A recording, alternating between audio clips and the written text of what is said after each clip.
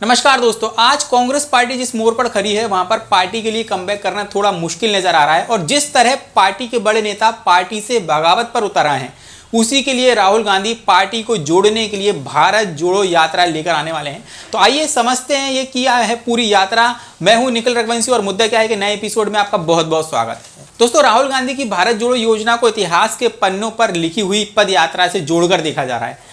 आपको पता होगा, पूर्व पीएम चंद्रशेखर ने जिस तरह से पार्टी की अंदरूनी राजनीति से परेशान होकर अपनी पदयात्रा निकाली थी और जिस तरह से महात्मा गांधी ने शिथिल पड़ी हुई कांग्रेस में उस स्फूर्ति लाने की कोशिश में दांडी मार्च की शुरुआत की थी, उसी तरह आज कांग्रेस पार्टी दो राह पर खड़ी है, जहां पर पार्टी इन्हीं दो समस्याओं का सामना कर रही है। एक तरफ पार्टी अपनी अंदरूनी राजनीति से तो परेशान है, जहां पर आप लोग देख रहे होंगे कि कांग्रेस के कई बड़े नेता अपनी पार्टी छोड़कर जा रहे हैं या फिर वह बीजेपी में शामिल हो गए। अब चाहे वह गुलाम नबी आजाद हो या फिर ज्योतिरादित्य सिंधिया हो। और दूसरी तरफ आज पूरी कांग्रेस पार्टी शिथिल पड़ी है, जिसमें राहुल गांधी महात्मा गांधी जैसी पद यात्रा निकालकर स्फूर्ति भरना चाहते हैं।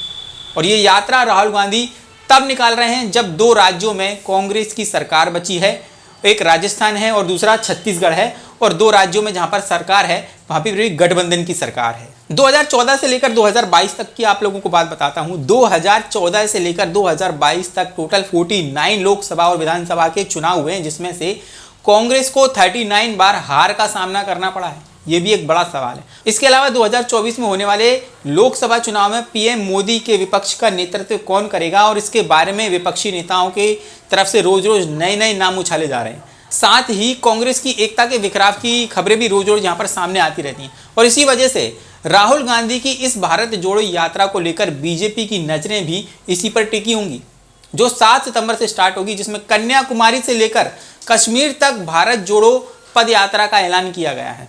लेकिन अब सवाल ये है कि इस भारत जोड़ो योजना की जरूरत आखिर में महसूस क्यों हुई है। देखिए, ये यात्रा भारत में फैली आर्थिक समानता, सामाजिक ध्रुवीकरण, राजनीतिक तनाव के खिलाफ भारत को जोड़ने का एक प्रयास करेगी ये यात्रा।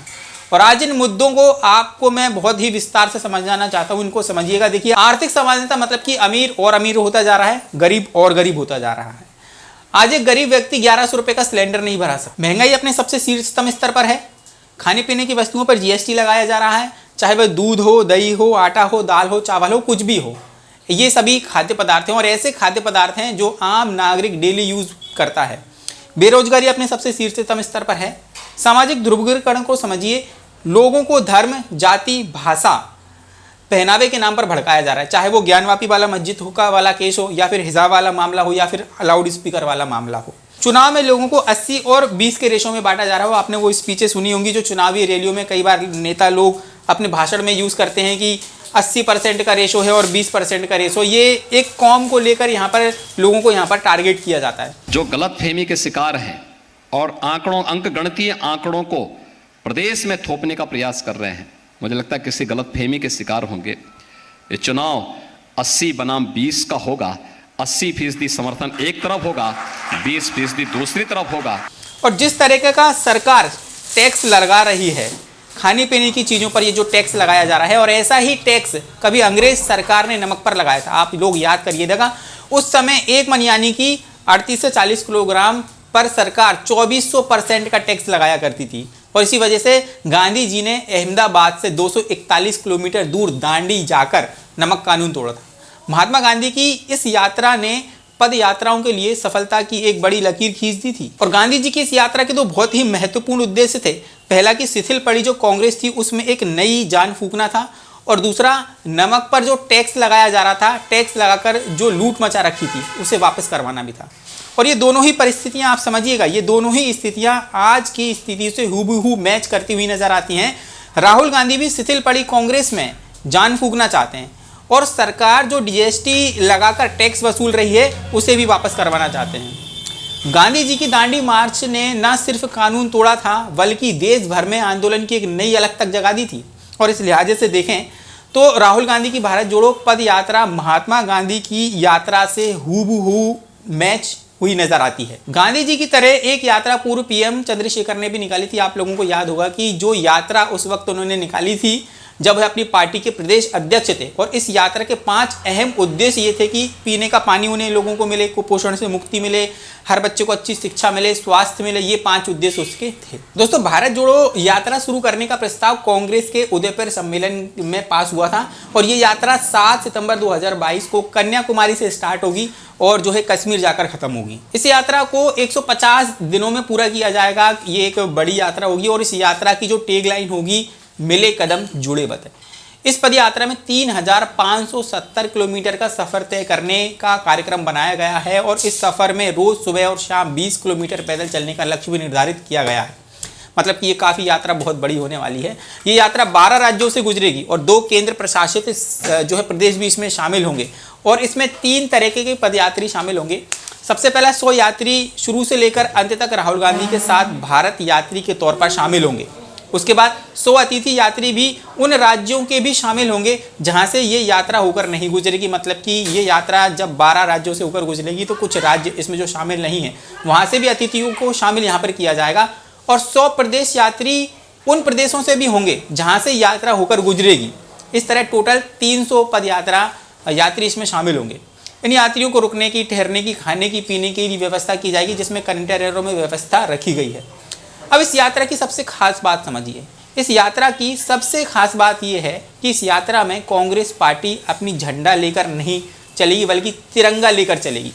और भारत जोड़ो पद यात्रा में लोहियावादी हों, समाजवादी हों, सिविल सोसाइटी के लोग हों, इनको भी जुड़ने का इन्विटेशन भेजा गया है और वहीं अन्य पार्टियों को जोड़ने का विकल्प भी इसमें रखा गया है। देखिए, आप आगे बढ़ते हैं। राहुल गांधी की भारत जोड़ो यात्रा के दौरान कुछ राज्यों में विधानसभा चुनाव भी हैं और संसद का सत्र भी चलेगा। अब ऐसे में राहुल गांधी चुनाव प्रचार करेंगे या संसद के कार्यक्रम में हिस्सा लेंगे, ये देखना भी बहुत दिलचस्प होगा। और इन तमाम वजहों से कांग्रेस की पदयात्रा को एक राजनीतिक चश्मे से भी देखा जा रहा है। देखिए, आज कई लोग राहुल गांधी की इस यात्रा को मजाकिया तौर पर ले रहे होंगे। उन्हीं के पार्टी के नेता जिन्होंने हाल ही में कांग्रेस पार्टी से इस्तीफा दिया है, उनका कहना है कि कांग्रेस को भारत जोड़ो यात्रा की जरूरत नहीं है बल्कि कांग्रेस जोड़ो यात्रा की जरूरत है उन्हें। पर असल बात तो यह है कि गुलाम नबी आज़ाद खुद तो पार्टी से अलग हो गए हैं और इस बात को वो पार्टी के अन्य नेताओं को भी ना समझा सके कि अभी पार्टी तोड़ने का नहीं बल्कि अभी तो पार्टी जोड़ने का समय है। तो दोस्तों, आज हम महात्मा गांधी की पदयात्रा देखें तो इस तरीके की क्रांति अभी तक किसी भी पदयात्रा से पैदा नहीं हो पाई है। फिर राहुल गांधी की इस यात्रा से कितनी उम्मीदें बांधी जा सकती हैं, ये एक बहुत बड़ा सवाल है। अगर कांग्रेस पार्टी इस यात्रा को एक क्रांति के तौर पर न देख कर एक इवेंट के तौर पर देख रही है तो भारत जोड़ो यात्रा का लक्ष्य एक सपना बनकर ही रह जाएगा। लेकिन अगर व्यक्तिगत तौर पर आज सभी इस यात्रा के सफल होने का इंतजार कर रहे हैं, क्योंकि आज भारत जिस संकट से गुजर रहा है उस संकट को काटने के लिए इस यात्रा का सफल होना बहुत ज़रूरी है। तो दोस्तों, यहाँ पर हमने भारत जोड़ो यात्रा के बारे में एक विश्लेषण किया है जिसे महात्मा गांधी और पूर्व प्रधानमंत्री चंद्रशेखर की पद यात्रा से जोड़कर देखा जा रहा है। और ये यात्रा कितनी सफल होगी, ये यात्रा कितनी सफल नहीं होगी, ये आने वाला वक्त तय करेगा। इस यात्रा को पॉलिटिकल नज़रिए से तो देखा ही जा रहा है, लेकिन इस नज़रिए से भी देखा जा रहा है कि आने वाले चुनाव में इस यात्रा का जो है कांग्रेस पार्टी पर कितना असर पड़ेगा। तो दोस्तों, आज का सेशन हम यहीं समाप्त करते हैं। फिर मैं मिलता हूं किसी नेक्स्ट एपिसोड में, किसी नेक्स्ट मुद्दे पर बात करेंगे। तब तक के लिए मुझे दीजिए इजाजत। जय हिंद और मुद्दा क्या है कि यूट्यूब चैनल को जरूर से जरूर सब्सक्राइब करें और बेल आइकन को दबाना बिल्कुल भी ना भूलें।